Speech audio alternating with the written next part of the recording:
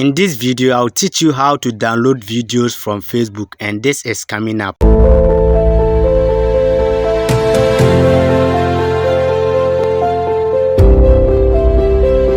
So first step, let's open Google Play Store and download the app.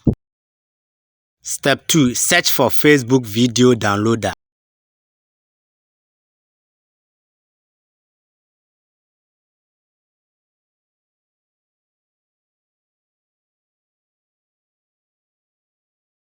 Step 3, let's select FastVid Video Downloader.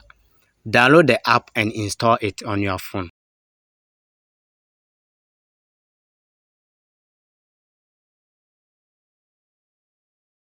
So over here, you can click open and start downloading your videos from Facebook. As this app is on your phone, what you are going to do is that anytime you see video on Facebook, you have to search and copy the link of the video.